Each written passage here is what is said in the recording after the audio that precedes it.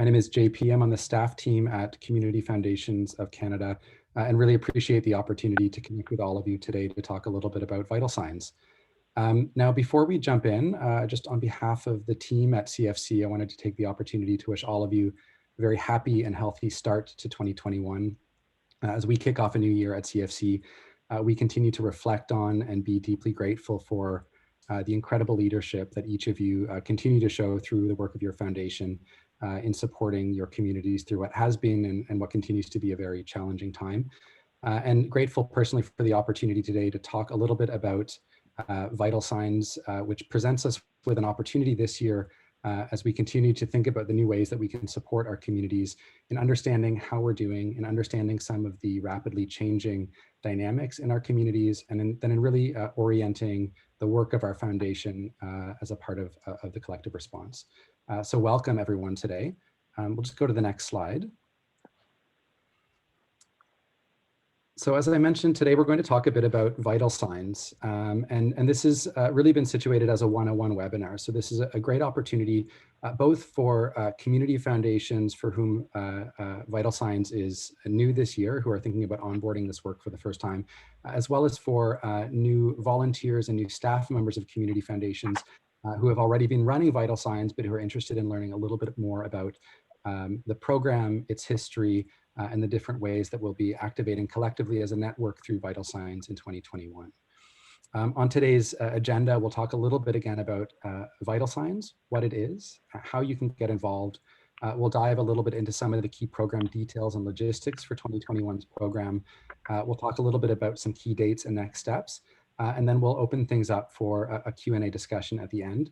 I'm joined today by my colleagues, Cindy and Alison, both of whom have been supporting our vital signs work over many years at CFC. And the three of us will together both share some information throughout the duration of this webinar and work together to respond to any questions that emerge during the webinar through the chat function. We have everybody on mute. We will be capturing questions that you share in chat, and we're happy to open things up following the short presentation to answer any questions. Perfect. You can just go to the next slide, Tracy. So what is vital signs? And we can go to the next slide. So Vital Signs today is Canada's most extensive community data-driven program. It's an initiative that is spearheaded and hosted at Community Foundations of Canada, but led by community foundations not only across Canada, but increasingly around the world. Really with the purpose of helping us understand how we're doing in our communities, to understand the vitality of our communities, both on aggregate, but also in the context of the unique experiences and realities of different groups within our community. And it's not just about understanding how we're doing year over year in our communities, but for community foundations that have been running vital signs for a number of years, we really start to see vital signs as a part of the operating system of the community foundation. It's something that helps inform through our community knowledge and community data the decisions we're making about our priorities and about the ways in which we can support and strengthen our communities through the work of the foundation. Today across the country, 65 community foundations are actively participating in vital signs, 41 more internationally, and really deploying not only around vital signs reports, but engaging communities through vital conversations and in other ways that we'll touch on throughout today's webinar. Let's go to the next slide.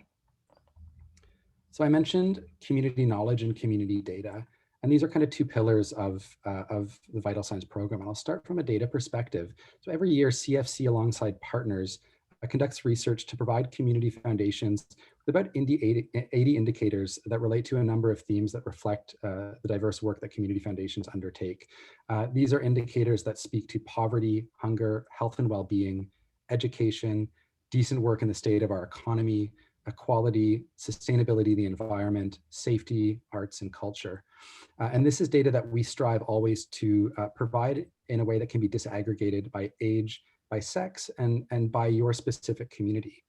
But we also recognize that this data doesn't cover every aspect of the work that community foundations are doing at the community level. And so Vital Signs also provides a really unique opportunity to take disaggregated national level data and really help merge that with some of the unique insights and data sets that exist in institutions in your communities.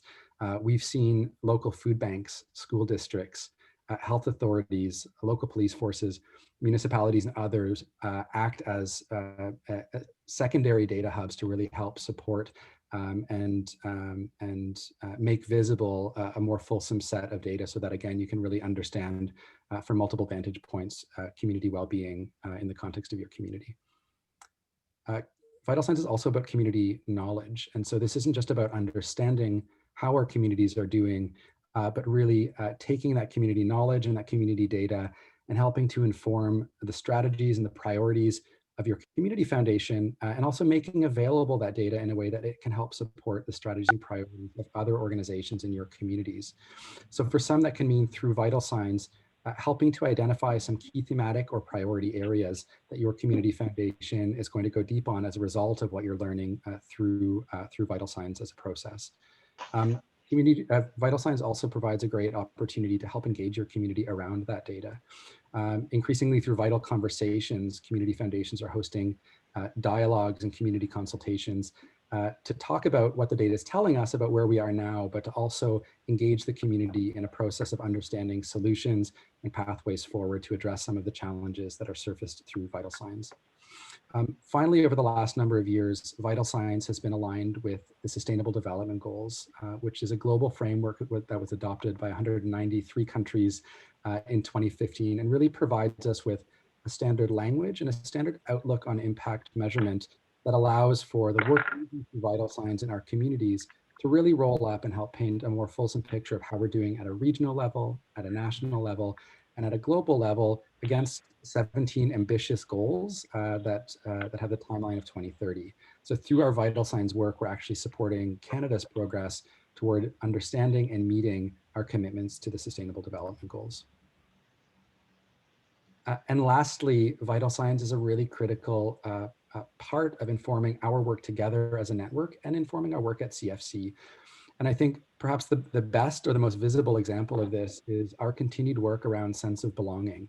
So this was really generated through insights that emerged through a number of local community foundation Vital Signs reports over a number of years, which then helped inform CFC strategic direction and which kind of culminated in the adoption of our organizational purpose, relentlessly pursuing a future where everyone belongs in 2018. This year, through local research and also at a national level, Vital Signs provides us with a unique opportunity to go deeper on other areas of focus, from gender equality to exploring the continued impacts of COVID-19 and the way in which we as a network can not only respond to the current moment, but start to think about recovery and rebuild in the context of the ongoing pandemic. So with that, now I'll turn things over to my colleague, Cindy Lindsay, who's going to talk a little bit about how you can get involved in Vital Signs in your community foundation. Great, thanks JP, and welcome everyone. It's great to see so many people on our call today and who have either been doing Vital Signs for a while now and just want to get caught up, or are thinking about it, mulling it over for the first time for 2021. So I feel free to ask questions in the chat box as we get going, and appreciate you doing this out of your busy days. So next slide, please, Tracy. So I'm just going to cover some points around why you should get involved as a community foundation. And this is really important. You know, sometimes I think community foundations struggle with how it gets built into their work as an organization. But those who have participated in community foundation in the past have found some key points that I want to share with you today. And number one is around informing your strategic direction, ensuring that the community foundation's priorities are aligned with real, updated community conditions. It's a way of really capturing that just-in-time snapshot of what's going on in your community. Also about informing your granting strategy. This has become so critical for community foundations. Some you see will set aside some undesignated money and create a new granting stream as it addresses some of the issues that have been brought up through vital signs, or updating their granting criteria so funding applications align with the response to the most urgent needs in the community that were identified.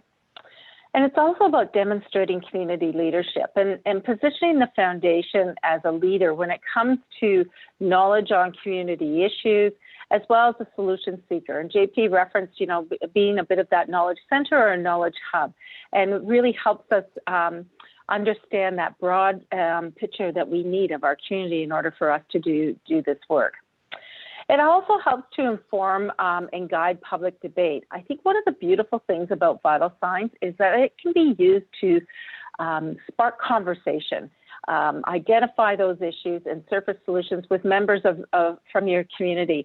And when other organizations take vital signs and bring it to their table when they're doing strategic planning or looking at updating some programs or whatever, and reference the work of vital signs, I think that's just incredible. Or using it, as I said, to spark conversation about some challenging situations in the community and how that organization may be evolved.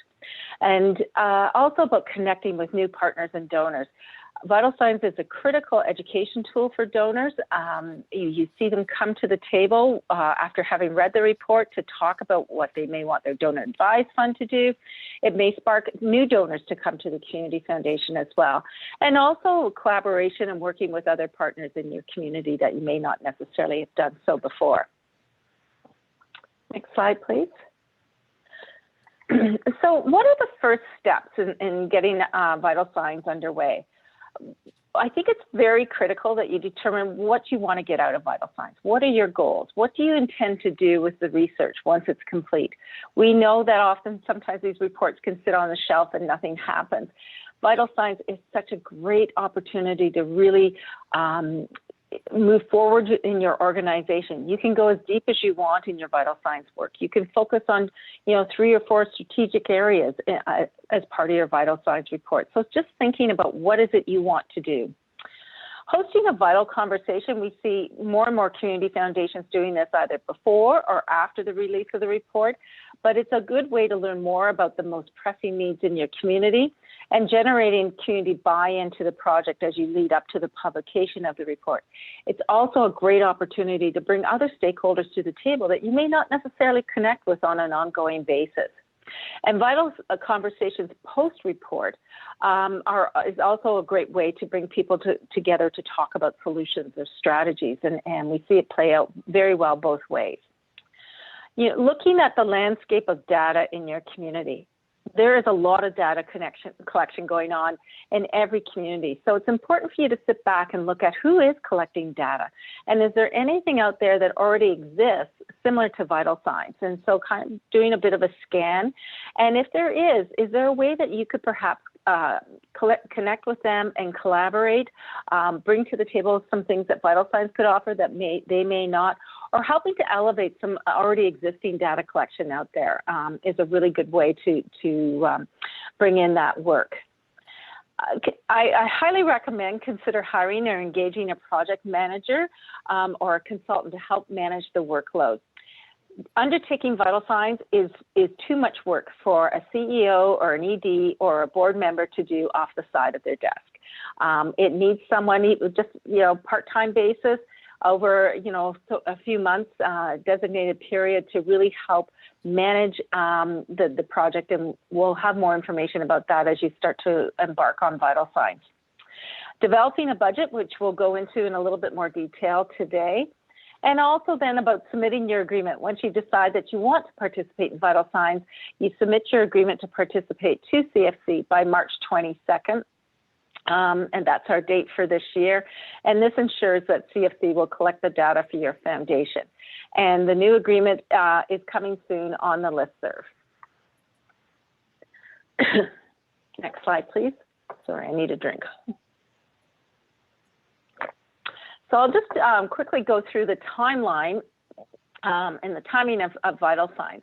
So from today, January to March, we encourage community foundations to do their consultations, discuss with their board and make that decision to participate and submit your agreement.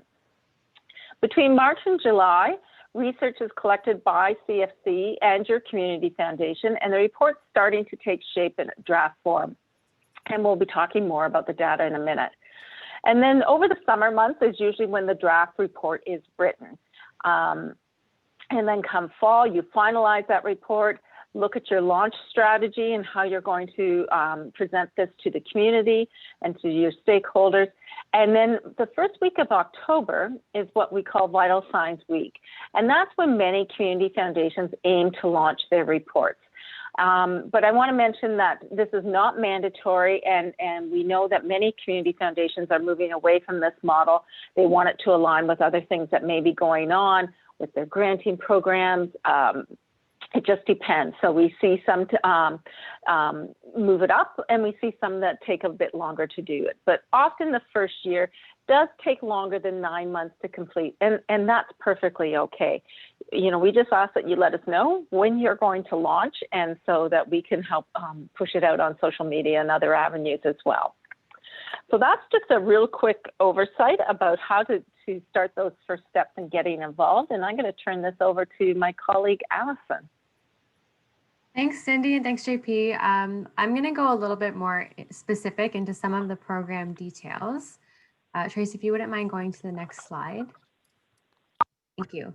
So a common question that we get asked at this stage is about the budget. Oh, could you go back just one, Tracy, please? I think it's that one. Yeah, exactly. Thank you. And so here's a template budget that was shared with us by a community foundation. And I just want to note, you can see here, you can either inflate the budget or decrease it based on what you decide are your priorities. And so you'll see there is an investment in a community consultation. There is a launch event. There's $3,000 for printing, $500 for postage, some money for travel. So, you know, you can really right size the Vital Signs project for your community foundation based on how you'd like to go about it. If it's a digital only strategy, that's one way, which I think now more than ever is probably going to be more common. And I think other avenues where you can look at different costs is around research contracts. Some community foundations choose to work with local universities and grad students who are seeking some credits. And through that avenue, it's a little bit of a cheaper way to have some really great research done. And then again, just moving your launch event to something smaller or doing something virtual, not printing your report. Those are all ways that the cost can be adjusted. Tracy, could you go to the next slide, please? So I wanted to talk a little bit about the roles of the Community Foundation and of CFC. So CFC, for participating community foundations, provides resources. So some of those resources include training guides. So we have guides on how to engage with your community, how to design your Vital Signs for Impact, how to collect good data, things like that, that have been put together over the years and that are really helpful for community foundations doing their first Vital Signs report.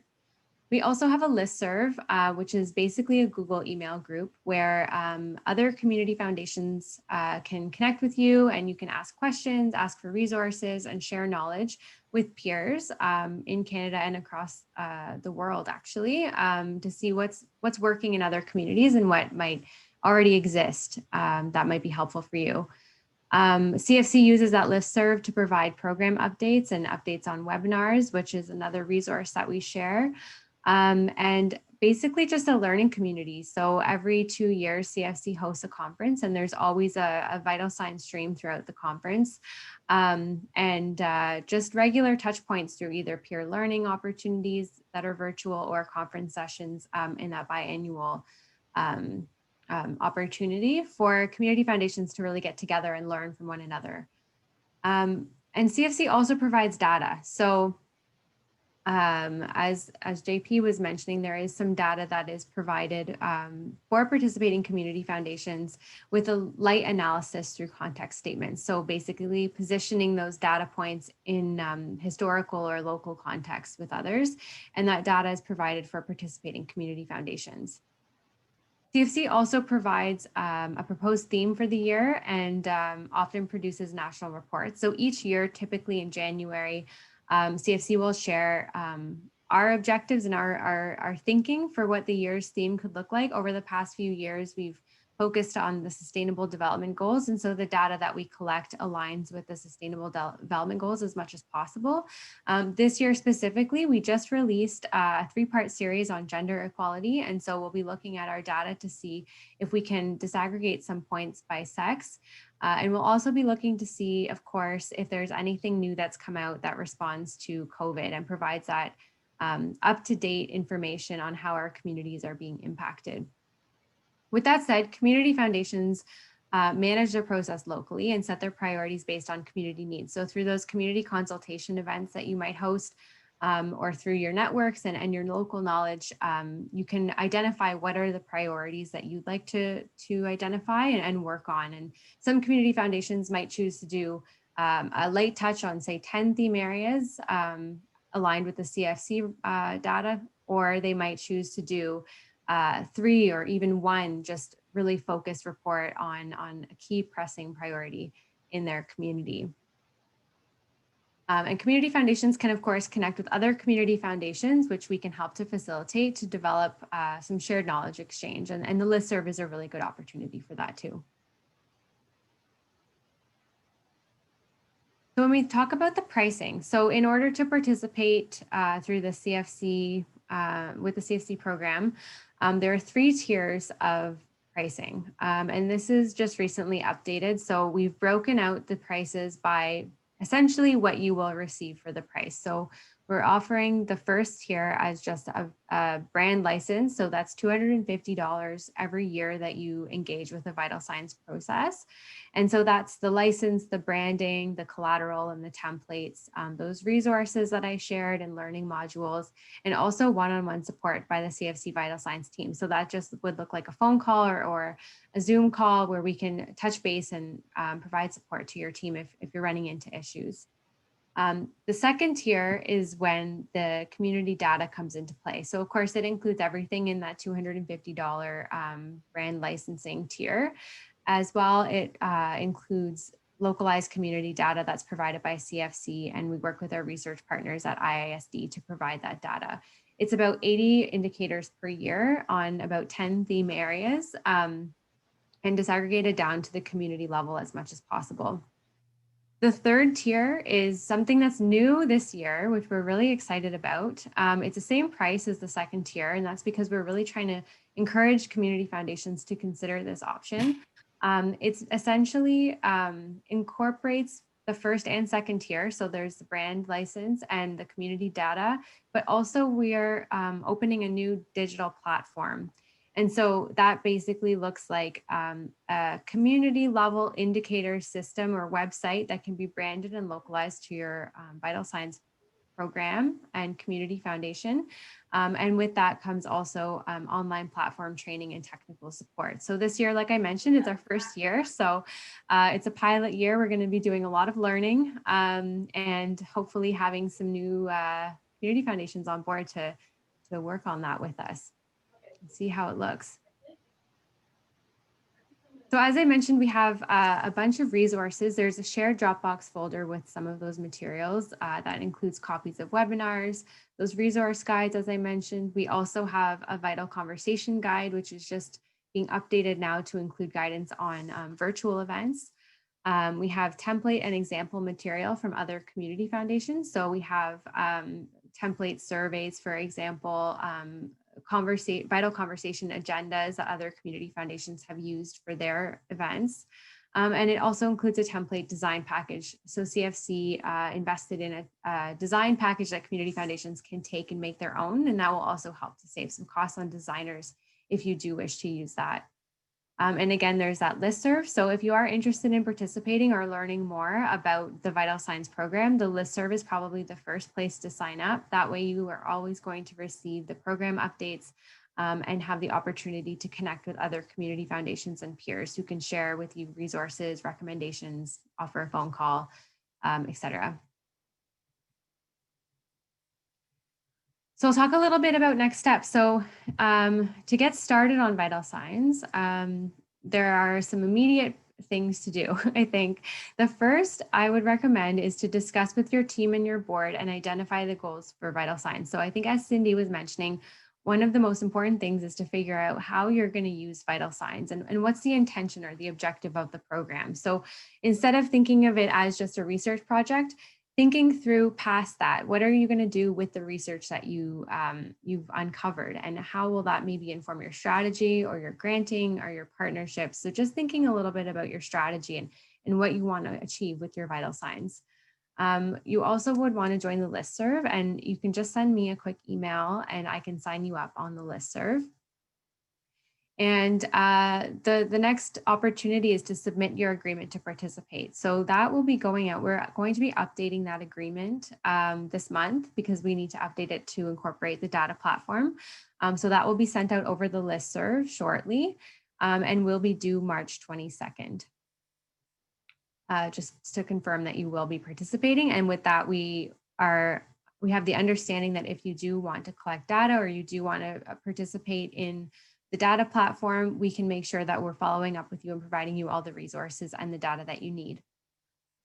And then once you get started, as Cindy was mentioning, I think one of the first things to do is just figure out in your community, who can you collaborate with? So who's conducting research? Who is working on the things that you might be interested in learning more about? And, you know, is there anything that's kind of similar to vital signs going on? How can you leverage that opportunity and work together to develop a more robust program using the vital signs model? And then I would say planning a vital conversation or informal community consultations would be great. That can help you to identify and explore community priorities. So having a conversation and asking, what do you see as the most important thing that we should be looking into? And it can be with subject matter experts. It can be with a certain group, maybe youth or newcomers or seniors, or it can just be with the general public and just get some insight into what people are feeling and thinking. And they're also a really good way to create community buy-in and awareness into the fact that you're doing a vital signs program. And then the next and last step I would say before you really get started is to just think through your resources. So your financial and your human resources that are available to help with this project. And feel free to also join us. Our next webinar will be on January 26th. We will be talking a little bit more about the themes and opportunities with vital signs this year. I touched on it a little bit briefly earlier, and we'll go into more depth about the gender equality reports, how they can tie into your local process if you're interested, the data that we'll be looking at, and how we can leverage and use vital signs to learn more about our communities in a time where they're going through so much change.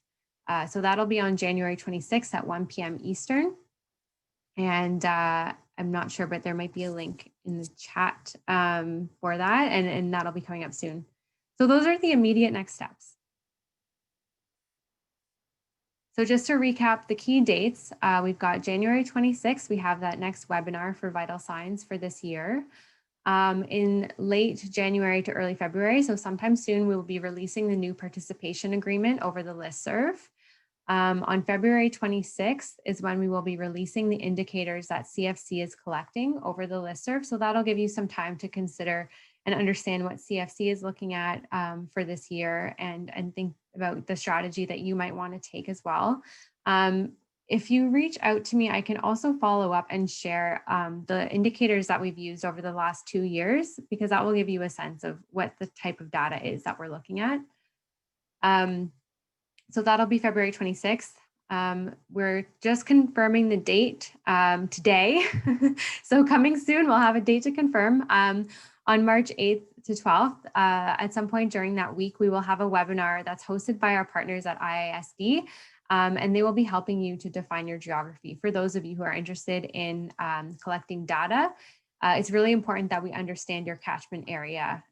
So some of the data that we collect has different units of measurement. So we might look at economic region, your health region, your CMA, your electoral district.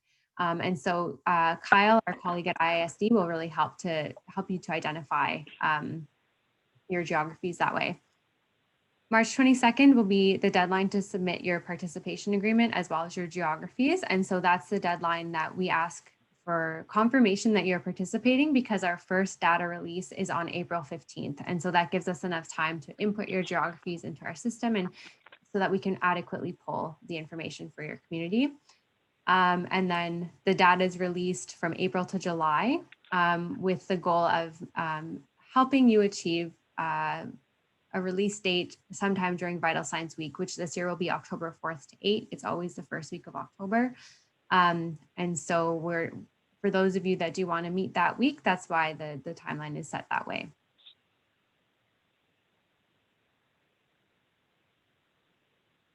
And I think we can open up to questions. I think hopefully we've covered most of the frequently asked questions, but I know more may have come up through that call. Tracy, did we see anything come through on the chat? Yeah. Alison, I had a question. It's Cindy here. I had a question sent to me about how do you do vital signs in light of COVID? And we know that some community foundations published focusing on COVID and the impact on their communities. And when so much of our work is around engagement, do you have some suggestions or ideas that you can share of how community foundations did this work? For sure. So last year, it's a really good question. Last year, CFC opted to pause the Vital Signs program. And so, in light of everything that was going on, we just decided that we would take a bit of a break and just kind of recalibrate in 2021. But some community foundations decided to move forward and wanted to work with their communities during the time of COVID. And I would recommend looking at the London Community Foundation. They did a really great job. London, Windsor, and Guelph are the three that come to mind. I think Victoria Foundation did one as well.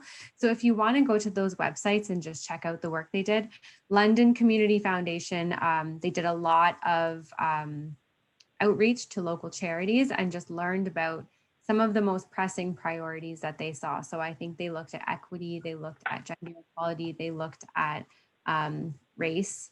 And so there was a number of things that came up during the year that they responded to and just did a light digital strategy. So they had on their website different pages, I guess, for each different issue area that were informed by local charities and those working on the ground.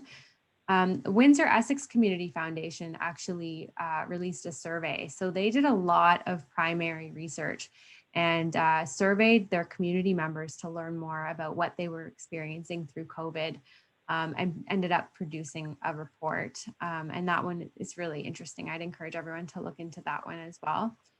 The Guelph Community Foundation released a series of short reports, again with primary research. So when I say that, it's a combination of surveys and reaching out to local charities as well. I think they did to really find out those key issues, much similar to London. And I know they did a special on mental health and drug use as well. So the opioid epidemic that's been taking place alongside all of the other issues we've seen in our communities this year. They spent some time researching and producing a report on that. And you'll really see that how they've responded to community issues, but also how they've been impacted by COVID. So there's been a variety of strategies that we've seen. It's been really inspiring to see the work that community foundation leaders are doing. And Victoria Foundation is a great example of a full report that was done throughout the year as normal.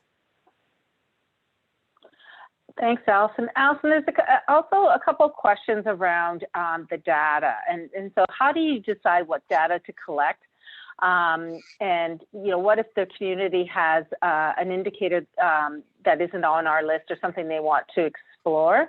So if you could kind of walk through that. And I think there was another one, but go ahead with that one and then we'll get a follow up.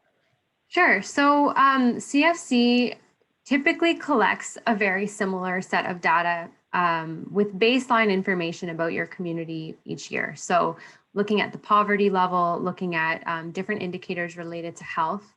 Not every community foundation conducts the vital signs each year. So the idea is that every few years, a community foundation who's participating can come back and see what's been updated or what's new in their community. We use a lot of census data because it's disaggregated by at a very low level. So it's easy to get access to that. information at the community foundation level.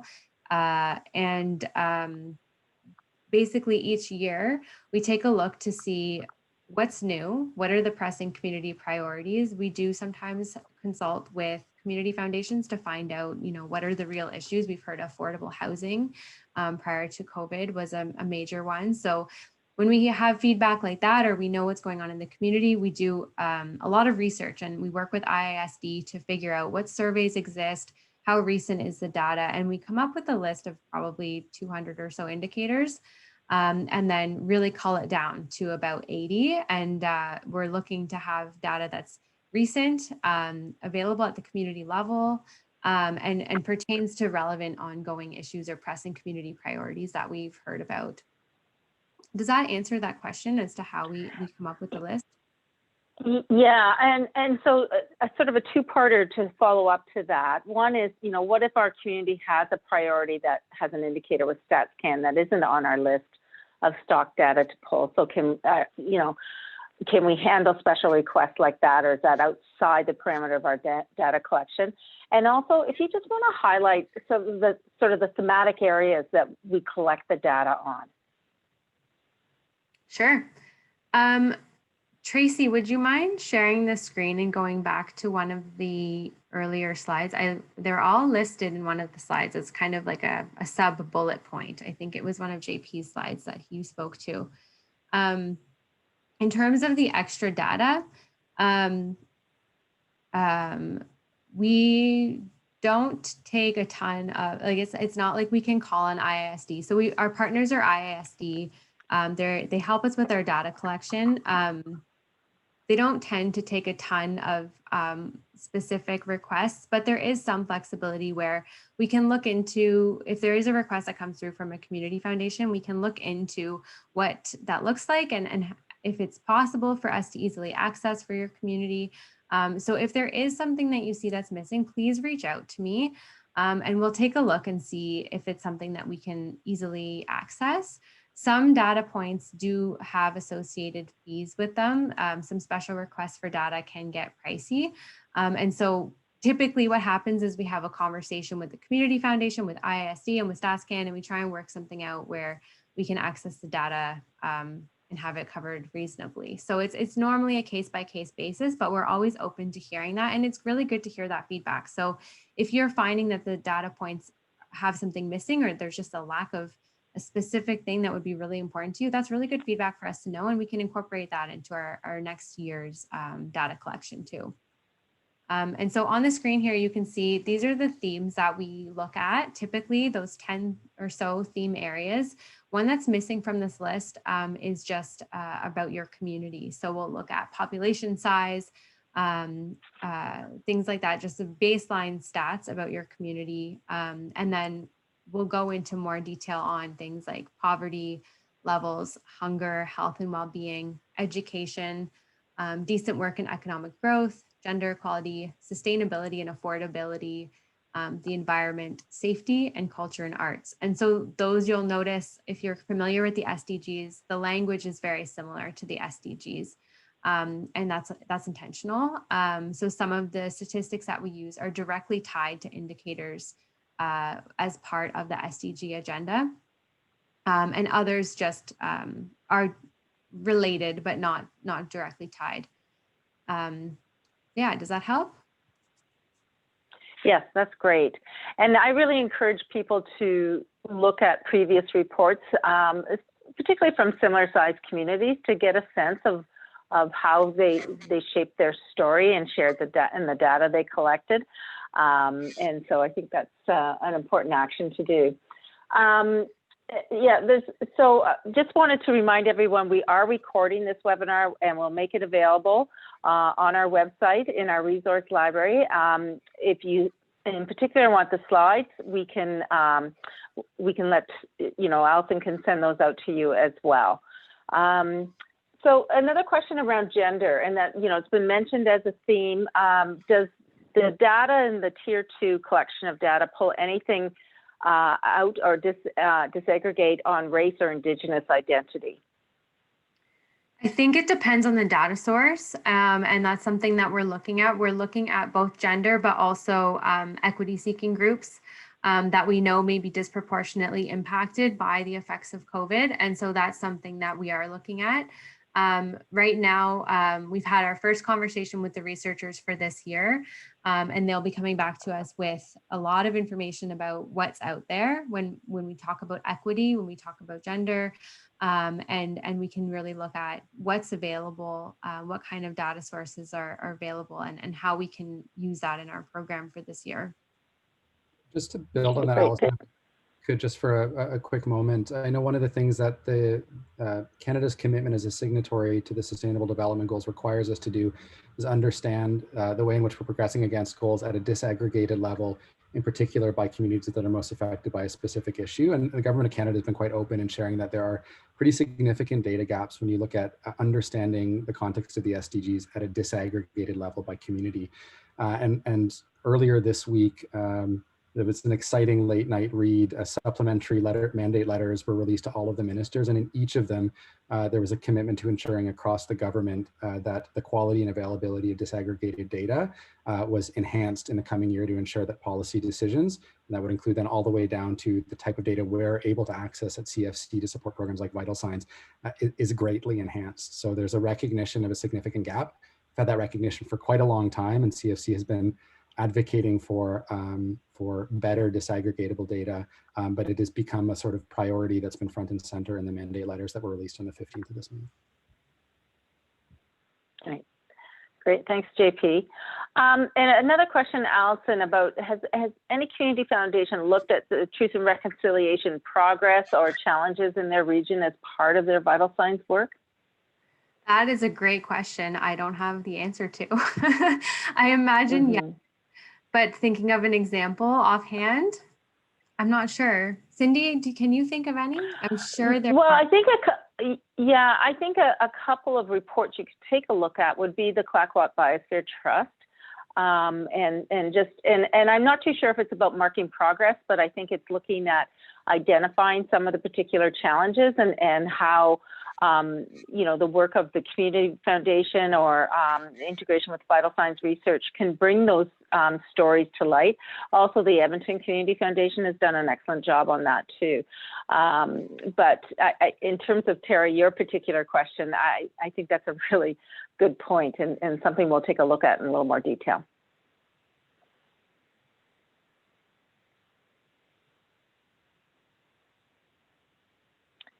Any other questions, folks?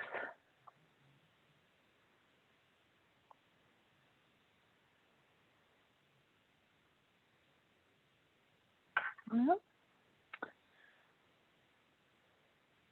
Alison, I know JP shared your email address, so if people have further questions that to get in touch with you. So if there aren't any other further questions, JP, I'll turn it over to you to wrap things up. I'm happy to do so. I'd like to thank everybody for joining today's discussion. As we shared in the slide deck, which we will share with everybody on today's call, we do have a couple of webinars coming up as well. So I encourage you to, if you didn't catch the dates, take a look at the slide deck and also look at the Learning Institute webpage on CFC's website, where we have a breakdown of upcoming events and webinars. So this is, again, really a 101. It was meant to provide a very high-level overview for both community foundations who are taking on Vital Signs for the first time, as well as for new staff members and volunteers that are supporting the Vital Signs process in their community. But we're excited and hope all of you will join us for future webinars where we can go a little bit deeper into a number of the topics that are on our radar for this year's program. So thank you, and again, wishing everybody a very happy and healthy start to 2021. Thanks, everyone.